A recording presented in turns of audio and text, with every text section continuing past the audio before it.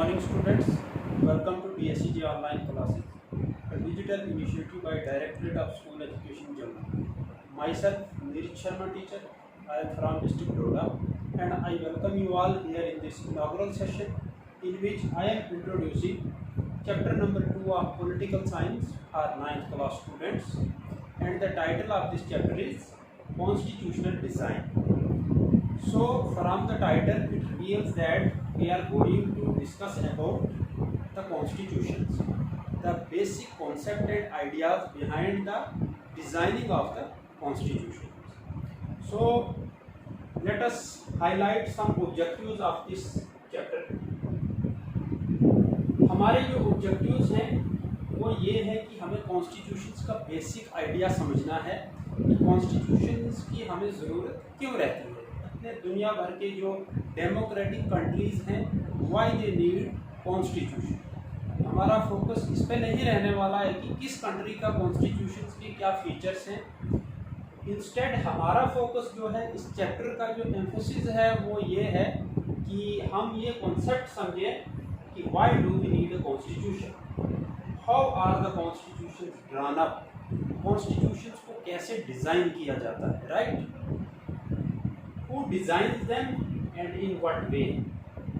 कौन लोग होते हैं जो कॉन्स्टिट्यूशंस को डिज़ाइन करते हैं और वो कौन सी स्ट्रेटजी और प्रोसीजर अडॉप्ट करते हैं कॉन्स्टिट्यूशंस को अडॉप्ट करते हैं। What are the values that shape the constitution.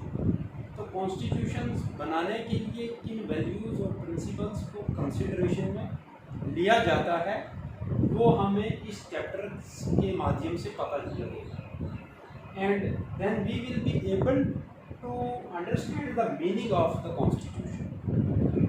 So ये हमारे ऑब्जेक्टिव्स हैं, हमको इन ऑब्जेक्टिव्स को कंसिडरेशन में लेके आगे चलना है। तो let us move forward. Now let us try to find out the answers to these questions by looking at what happened in South Africa. तो हमने यहाँ पे साउथ अफ्रीका की एग्जाम्पल ली है इन ऑब्जेक्टिव्स को समझने के लिए, और साउथ अफ्रीका की एग्जाम्पल हमने क्यों ली है बिकॉज ये बहुत सूटेबल एग्जाम्पल है जिससे हम कॉन्स्टिट्यूशन का कॉन्सेप्ट समझ सकते हैं, राइट? तो हम देखते हैं कि साउथ अफ्रीका में जो है क्या हुआ, क्या ऐसा इंसिडेंट हुआ, क्या ऐसा वाक़या हुआ जिससे हम ये समझ पाएँ कि कॉन्स्टिट्यूशंस को क्यों बनाया जाता है और कॉन्स्टिट्यूशंस को कैसे डिज़ाइन किया जाता है। During 17th and 18th centuries, European trading companies occupied South Africa with the use of arms and force. तो 17th और 18th सेंचुरी में क्या हुआ, यूरोपियन ट्रेडिंग कंपनीज जो है उन्होंने साउथ अफ्रीका में वो ट्रेड की इंटेंशन से गए, बट साउथ अफ्रीका उस वक्त बहुत पुअर नेशन था और जो यूरोपियन कंपनीज वहाँ से जिन नेशन से वो आई थी वो बहुत डेवलप्ड नेशंस थे, राइट? तो वो वहाँ पे आए और उन्होंने वहाँ पे आर्म्स और फोर्स का यूज़ करके जो है सिस्टम को ओवर पावर कर दिया और उन्होंने साउथ अफ्रीकन लोगों को जो है अपना स्लेव बना दिया और खुद उनके मास्टर्स बन गए, उनके रूलर्स बन गए। इस कॉन्सेप्ट को हम कॉलोनियलिज्म भी कहते हैं। Colonialism means when a powerful nation uses arms and forces against a poor nation to over power and control it, तो that is called as colonialism. So आप देख सकते हैं कि कहानी यहाँ से शुरू हुई कि यूरोपियन ट्रेडिंग कंपनीज ने साउथ अफ्रीका को अपने कंट्रोल में ले लिया और वहाँ के लोगों को अपना स्लेव बना दिया, राइट? अभी आपको मैं एक जानकारी दूँ कि जो साउथ अफ्रीका के जो नेटिव लोग थे वो ब्लैक रेस से बिलोंग करते थे, उनका कलर बहुत ब्लैक था, राइट? और जो यूरोपियन नेशंस की रेसेस वहाँ पे आई, जो कंपनीज वहाँ पे आई, they all were white in colour. So white colour वालों ने ओवर पावर किया ब्लैक कलर वालों। ओके, लेट अस सी कि आगे क्या हो। They started oppressing native people of South Africa on the basis of colour. तो वो जो वाइट रेस के लोग वहाँ पे आए थे उन्होंने जो वहाँ के नेटिव लोग थे साउथ अफ्रीका के, उनको ओप्रेस करना शुरू किया, उनके ऊपर जुल्म और सितम टार्चर करना उनको शुरू किया because of their black colour. और उनकी मेंटलिटी क्या थी, वाइट रेस के लोगों की, कि since we are the white colour people we are superior and those who are from black race they are inferiors, they are born to be slaves. ये उनकी मेंटलिटी थी और इसलिए उन्होंने वहाँ पे ये अत्याचार करना उन लोगों के ऊपर शुरू किया। जो वहाँ के नेटिव लोग थे ब्लैक रेस के, वो उस वहाँ की पॉपुलेशन का 75% पार्ट थे। तो भी उनको एक माइनॉरिटी ने आके आर्म्स और फोर्स के जो है पॉइंट पे, बलबूते पे उनको अपने कंट्रोल में कर लिया। उन्होंने क्या किया, the black people were forbidden from living and working in white areas. जो ब्लैक रेस के लोग थे उनको जो है बैन कर दिया गया कि आप वाइट लोगों की कॉलोनीज में नहीं जा सकते हैं, नहीं वहाँ पे आप कोई काम कर सकते हैं, अनलेस एंड अनटिल आप उनके पास कोई परमिशन हो। तो आप देख सकते हैं कि किस लेवल की डिस्क्रिमिनेशन हुई जो कलर के बेसिस पे हुई, कि सिर्फ वाइट कलर के लोग जो है दे आर द सुपीरियर्स और बाकी ब्लैक रेस के लोगों को उनको इंफीरियर माना गया और उनको बैन कर दिया गया वाइट कॉलोनीज में जाने से। आगे देखते हैं क्या हुआ। They were made to use separate transports, hospitals, schools, public toilets, etc. तो उनका जो जुल्म था वो वहीं पे नहीं रुका, वो उससे आगे बढ़े और उन्होंने उन लोगों को बैन कर दिया कि आप उन स्कूल्स में अपने बच्चों को नहीं पढ़ा सकते हैं जिन स्कूल्स में वाइट रेस के बच्चे पढ़ते हैं, आप उस हॉस्पिटल में अपना ट्रीटमेंट नहीं करा सकते हैं जिसमें कोई वाइट रेस के लोग ऑलरेडी अपना ट्रीटमेंट करा रहे हैं, आप पब्लिक टॉयलेट्स यूज़ नहीं कर सकते हैं, आप पब्लिक ट्रांसपोर्ट यूज़ नहीं कर सकते हैं, आप कॉलेजेस यूनिवर्सिटीज़ कॉमन जो हैं वो वहाँ पे आप यूज़ नहीं कर सकते। तो since they were the rulers, वो रूलर्स थे वाइट रेस के लोग, तो कंट्रोल तो डिसीजंस तो उनके ही चलने थे, तो उन्होंने उनको एकदम से सेग्रीगेट कर दिया। Right, segregation means they were forced to use separate school, separate colleges, separate universities, separate transport. This is called as segregation. अभी आपको मैं बता दूं कि ये इस तरह की जो डिस्क्रिमिनेशन थी, ये साउथ अफ्रीका उसकी पहली और आखिरी एग्जाम्पल है जहाँ पे कलर के बेसिस पे इस इतने बड़े लेवल पर जो है वो डिस्क्रिमिनेशन हुआ। This racial discrimination of unique kind was named as apartheid. Apartheid नाम दिया गया इस रेशियल डिस्क्रिमिनेशन को जो एक रेस ने दूसरे के ऊपर डिस्क्रिमिनेशन की, तो इसको नाम दिया गया एपार्थाइड। तो जब कभी भी आपके सामने एपार्थाइड जो है वो आएगा तो आप समझ लेना कि this is the discrimination against the black people in south Africa. ये किसी भी और देश से रिलेटेड एपार्थाइड नहीं है। The system of apartheid divided the people and labeled them on the basis of color. जो apartheid है इसने क्या किया, इसकी वजह से लोगों को कैटेगराइज कर दिया on the basis of their color। तो उनके वाइट कलर के लोग they are the superiors, black colour और बाकी जो रेसेस हैं वो सब इंफीरियर। तो ये जो डिस्क्रिमिनेशन थी ये साउथ अफ्रीका में हुई और इसका यूनिक काइंड की डिस्क्रिमिनेशन है जिसका डायरेक्टली साउथ अफ्रीका के साथ आप इसको जोड़ सकते हैं। अब जब हम ये पढ़ रहे हैं एपार्थाइड पढ़ रहे हैं, हम यूनिक डिस्क्रिमिनेशन जब हम ये पढ़ रहे हैं साउथ अफ्रीका की, तो हमको नेल्सन मंडेला के बारे में जानना जो है वो ज़रूरी है। तो कौन थे Nelson Mandela? Nelson Mandela was south African anti apartheid revolutionary. He was repeatedly arrested for seditious activities. Right? He became the country's first black head of state and the first elected in a fully democratic election. He served the president of South Africa from 1994 to 1999. He emphasized reconciliation between the country's racial groups troops at the end of the colonial rule. ये एक थोड़ा सा intro था Nelson Mandela का। Basically हमारा focus जो है वो है कि अपार्थाइड के बाद क्या हुआ वहाँ। तो अपार्थाइड जैसे ही शुरू हुआ, जैसे ही वाइट रेस के लोगों ने ऑपरेशन शुरू किया, एट्रोसिटीज करने लगे वो ब्लैक रेस के लोगों को के साथ, तो स्ट्रगल शुरू हो गया, स्ट्रगल अगेंस्ट अपार्थाइड। तो उन लोगों ने, देखिए आप पिक्चर्स में देख सकते हैं, anti apartheid movement, south Africa को फ्री करो, जैसे कि भारत में हुआ था, इंडिया में हुआ था, जब यहाँ पे ईस्ट इंडिया कंपनी ने ओवर पावर कर लिया सिस्टम को और हमारे यहाँ के रूलर्स को जो है अपना स्लेव बना दिया। तो फिर यहाँ पे भी फ्रीडम स्ट्रगल चला जो 1857 से लेकर 1947 तक चला। तो जैसे यहाँ पे फ्रीडम स्ट्रगल हुआ, सिमिलरली साउथ अफ्रीका में भी फ्रीडम स्ट्रगल हुआ। फ्रीडम स्ट्रगल ब्लैक लोगों ने शुरू किया और कलर्ड लोगों ने उनका साथ दिया, और कुछ इंडियंस जो वहाँ रह रहे थे, हमारे जो यहाँ के महात्मा गांधी थे, उन्होंने भी इस एजुकेशन में एक अहम भूमिका निभाई थी। तो हम देखते हैं कि ये स्ट्रगल जो है ये किसने शुरू किया, right. The African National Congress was the umbrella organisation that led the struggle against the policies of segregation. तो एक वहाँ पे ऑर्गेनाइजेशन थी अफ्रीकन नेशनल कांग्रेस, उसने लीड किया इस पूरे फ्रीडम स्ट्रगल को वहाँ। और उस अफ्रीकन नेशनल कांग्रेस में जो सबसे प्रोमिनेंट लीडर उसके थे, रेवोल्यूशनरी थे, वो नेल्सन मंडेला थे।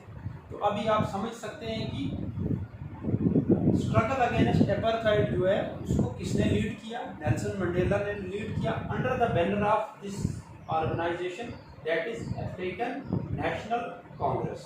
और उन्होंने अपार्थाइड सेग्रीगेशन के खिलाफ जो उन्होंने आवाज़ उठाना शुरू किया। बट एक तरफ से वो स्ट्रगल करते गए, on the other hand the racist government continued to rule by detaining, torturing and killing thousand of black and coloured people. तो उन लोगों के स्वभाव में कोई चेंज नहीं आ रहा था। शुरू में जब ये स्ट्रगल शुरू हुआ, वो हज़ारों लोगों को उन्होंने जेलों में डाल दिया, मार दिया, उनके ऊपर बहुत टॉर्चर किया, बट स्ट्रगल जो है वो बंद नहीं। तो हम देखते हैं कि क्या इसका क्या इम्पैक्ट हुआ, इस स्ट्रगल का जो वहाँ पे कॉलोनियल रूल था उसके ऊपर, वाइट रेस के लोगों के ऊपर क्या असर पड़ा इसका, वाइट रूलर्स को कुछ समझ में आया या नहीं आया। Impacts of struggle against apartheid. Increased protests and struggles against apartheid mounted psychological pressure on white rulers। तो नेचुरल था, स्वाभाविक है कि जैसे जैसे स्ट्रगल बढ़ते गए, जैसे जैसे एजुटेशंस होते गए, लोग जैसे जैसे सेक्रीफाइसेस करते गए अपनी जानों की, डिटेन होते गए, बट स्ट्रगल बंद नहीं किया, तो इससे एक साइकोलॉजिकल जो है प्रेशर वहाँ के वाइट रूलर्स के ऊपर बना। They start feeling that they are losing control over blacks. तो उनको ऐसा लगने लगा कि अब ब्लैक रेस के जो लोग थे, जो रेवोल्यूशनरीज थे, जो फ्रीडम फाइटर्स थे, अब वाइट रूलर्स उनके ऊपर पूरा कंट्रोल नहीं कर पा रहे थे, जैसा कंट्रोल उन्होंने बिगिनिंग में किया था। Then what happened? Since Nelson Mandela was life imprisoned, right, during this agitation, and then he was released as an impact of this struggle. Then he was released after 28 years of imprisonment. तो उनको जो है 1964 में उनको जो है वो life imprisonment हुई थी। तो 28 ईयर्स के बाद जो है उनको रिलीज करना पड़ा। एक और इम्पैक्ट जो बहुत इम्पॉर्टेंट है, this one I am talking about denouncing apartheid as unjust and racist by several countries. तो स्ट्रगल जो कंटिन्यू रहा और फुल एनर्जी के साथ वो लोग जो है एजुटेशन स्ट्रगल करते रहे, उसका फ़ायदा ये हो गया कि several other countries denounced, means they publicly admitted that yes, this apartheid is unjust, it is unfair and it is racist. तो लोगों ने मानना शुरू कर दिया कि एपार्थाइड जो है वो बहुत ही जो कंडेमनेबल है, अनफेयर है, अनजस्ट है, ह्यूमैनिटी के बिल्कुल अगेंस्ट है, ब्लैक और वाइट के बीच में डिस्क्रिमिनेशन कुछ भी नहीं है। तो इससे क्या हो गया कि इससे वाइट रूलर्स जो है वो और डिप्रेस हो गए। जो उनके अंदर ये एक मेंटलिटी उनकी बनी हुई थी, तो उनको रियलाइज़ हुआ कि अब अगर हम नहीं समझे तो हमारे ऊपर सारी दुनिया का जो है वो एक अटैक आ सकता है, बाकी वर्ल्ड की बाकी कंट्रीज भी इसमें शामिल हो गई। So they realise and they repealed some discriminatory laws. उन्होंने कुछ डिस्क्रिमिनेटरी लॉज को रिपील कर दिया। They also lifted ban on political parties and media to carry on their activities. तो शुरू में जब एजुकेशन वहाँ पे शुरू हुआ था तो उन्होंने वहाँ की जो पॉलिटिकल पार्टीज थी उनको बैन कर दिया था कोई भी एक्टिविटी करने से, वहाँ की मीडिया को रिपोर्टिंग करने से टोटल बैन कर दिया था। But then they lifted that ban and this is also the effect of this freedom struggle. Then elections were held in 1994 in a fully democratic way. तो आपको बता दूं मैं कि यू टर्न यहाँ से ले लिया कि 1992 में नेल्सन मंडेला बाहर आए। देन 1993 में उन्होंने एक इंटर्म कॉन्स्टिट्यूशन जो है वो ड्राफ्ट किया और 1994 में वाइट रूलर्स ने सरेंडर कर दिया और एक कंसेंसस बना कि अब हमें यहाँ पे इलेक्शन करवाने चाहिए और वहाँ पे एक फुली डेमोक्रेटिक तरीके से 1994 में इलेक्शन हुए। अब ये कहानी आपको क्यों नैरेट की जा रही है? ये कहानी नैरेट इसलिए की जा रही है कि हम कॉन्स्टिट्यूशन की इम्पोर्टेंस को समझना चाहते हैं और कॉन्स्टिट्यूशन को बेसिकली डिज़ाइन कैसे किया जाता है और क्यों डिज़ाइन किया जाता है। So these circumstances paved the way towards a new constitution. ये जो हालात वहाँ पे बने, एजुटेशन हुआ, फिर वहाँ पे इससे वहाँ पे एक नए कॉन्स्टिट्यूशन की ज़रूरत पड़ी। वो क्यों पड़ी ज़रूरत? बिकॉज 26 अप्रैल 1994 को साउथ अफ्रीका को इंडिपेंडेंट नेशन घोषित कर दिया।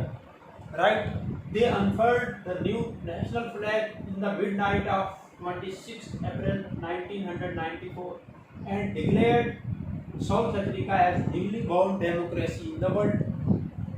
तो एक कंट्री वो जब इंडिपेंडेंट हुई तो अब उनके पास उनको आगे क्या करना था वो चीज़ें डिसाइड करने के लिए और उनको इंश्योर करने के लिए कि जैसा वो उस वक्त सोच रहे थे वैसा ही फ्यूचर जनरेशन्स करेगी, उसके लिए उनको कुछ चीज़ों को पेन डाउन करना था। राइट, एक पॉइंट तो ये।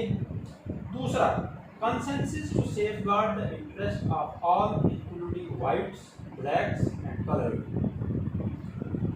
अब वाइट रेस के लोगों ने तो सरेंडर कर दिया और नेल्सन मंडेला की जो ब्लैक रेस थी उन्होंने एक कैंपेन शुरू की। अपने ब्लैक रेस के लोगों को उन्होंने बताया कि हमको अब रिवेंजफुल एटीट्यूड नहीं रखना है, हमको अपने देश को एक पीसफुल नेशन बनाना है।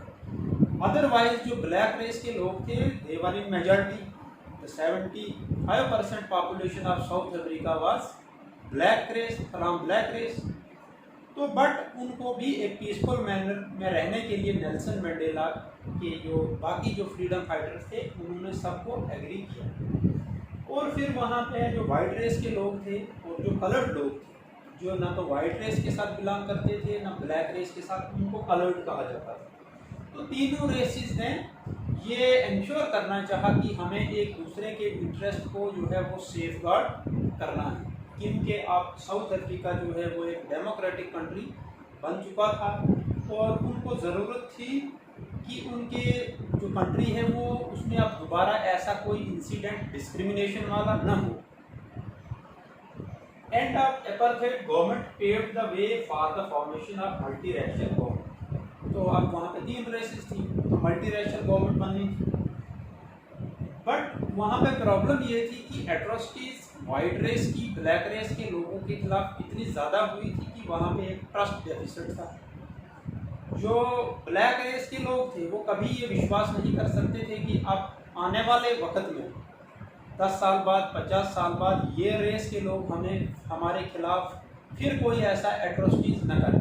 तो ये ट्रस्ट वो नहीं कर सकते थे। जो वाइट रेस के लोग थे उनको भी एप्रीहेंशंस थी कि हमने बहुत गलत तरीके से जो है साउथ अफ्रीकन ब्लैक रेस के लोगों को टॉर्चर किया है, डिटेन किया है, मारा है।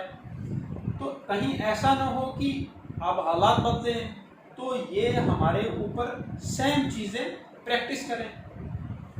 तो ट्रस्ट डेफिसिट बहुत, कोई गारंटी नहीं दिख रही थी उनको, कोई श्योरिटी नहीं उनको मिल रही थी किसी भी रेस के लोगों। तो उन्होंने कंसेंसस बनाया और डिसाइड किया कि हम क्या करेंगे, हमारे जो एग्रीमेंट्स हैं, हमारे जो कंसेंसस हैं, हम उन कंसेंसस को, उन एग्रीमेंट्स को जो है हम उनको पेन डाउन करें, एक रिटन फॉर्म में लाएं। तो एज ए गारंटी के तौर पे what they did to fulfill the promises and agreements made between majority and minority, the only way left was to write down some rules that everyone would abide by.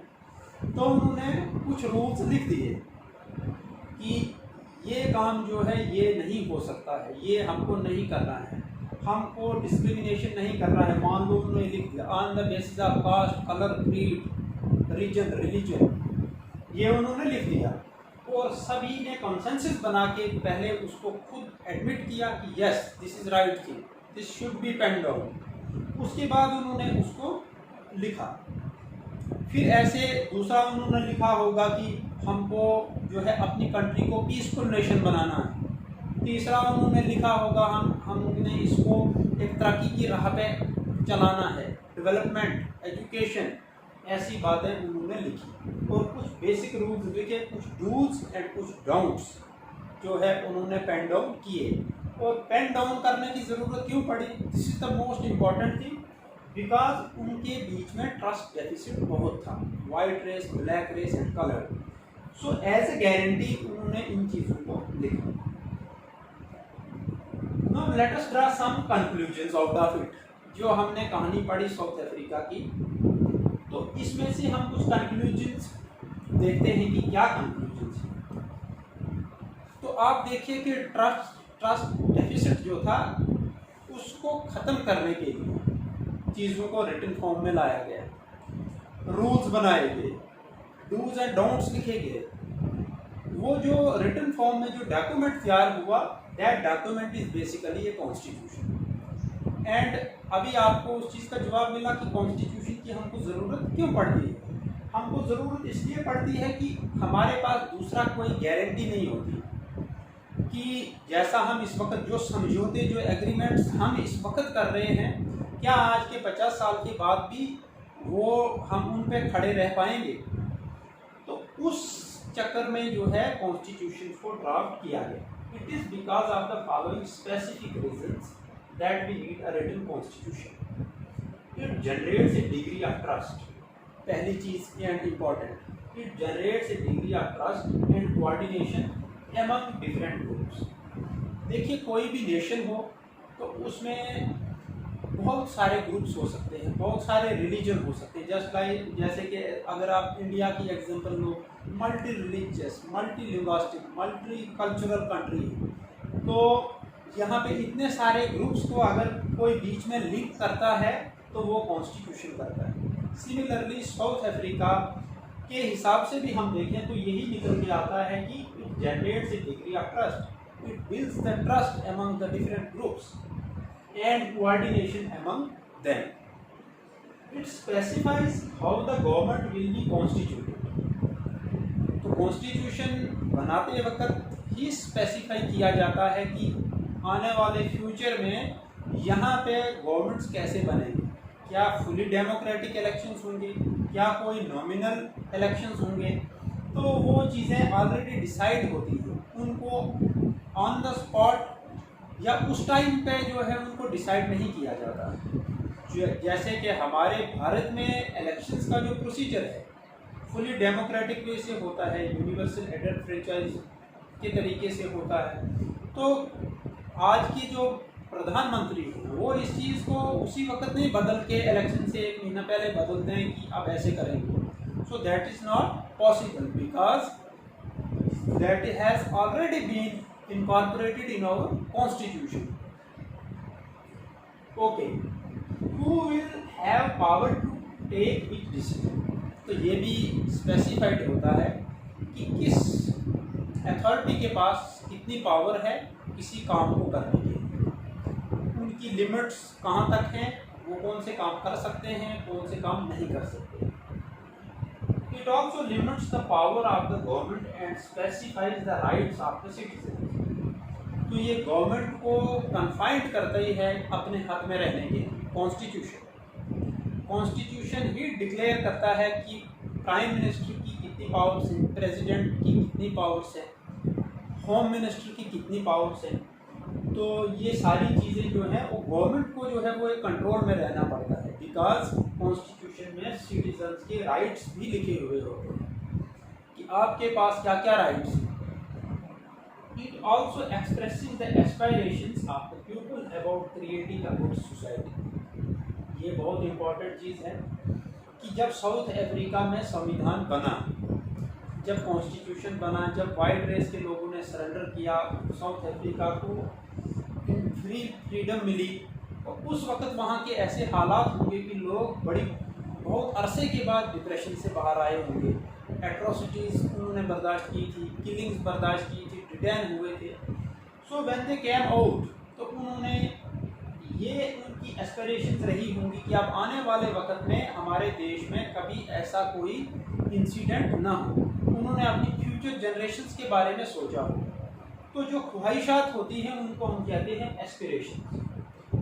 तो it also expresses the aspirations of the people about creating a good society. तो जो constitution बनाने वाले लोग होते हैं उस वक्त के बुद्धिजीवी लोग होते हैं, जो मोस्टली सेक्शन सोसाइटी के हर सेक्शन से होते हैं, हर रीजन से होते हैं, हर कलर से, हर क्रीड से वो लोग होते हैं, जो भी डेमोक्रेटिक कंट्रीज हैं वहाँ पे. तो वो लोगों की एस्पिरेशंस को जो है एक्सप्रेस किया जाता है कॉन्स्टिट्यूशन के माध्यम से. तो ये हमने कुछ कंक्लूजन ड्रा की. इट मीन्स जो हमारा ऑब्जेक्टिव था कि why do we need a constitution, इन वजूहात की वजह से हमको कॉन्स्टिट्यूशन की ज़रूरत है. और फिर मीनिंग भी हम समझेंगे. जो अभी हमने पढ़ा साउथ अफ्रीका के हालात, उसमें हमने ये भी देख लिया कि the set of written rules that are accepted by all people, जिसको सभी लोग एक्सेप्ट करते हैं, सभी दलों के लोग, सभी ग्रुप, सभी रिलीजन रेसेस के लोग, जिन रूल्स को पेन डाउन किया, फिर उनको पहले उनको एडमिट किया, एक्सेप्ट किया, फिर उनको पेन डाउन किया, और फिर आने वाले वक्त के लिए भी उसमें वो लिख देते हैं कि these rules needs to be abided by all. तो जिनको लोग आगे तक जो हैं वो एवॉइड करते हैं, उस रिटन डॉक्यूमेंट को हम कहते हैं कॉन्स्टिट्यूशन. इन टुडेज सेशन आज का हमारा यही टॉपिक था. मैं कंक्लूड करता हूँ. In next session we will be discussing about the Indian constitution, और फिर जो हमारे बचे ऑब्जेक्टिव्स हैं उनको हम वहाँ पे देखेंगे कि कॉन्स्टिट्यूशन को कैसे ड्राफ्ट किया जाता है. ये हम अगले सेशन में देखेंगे. Thank you.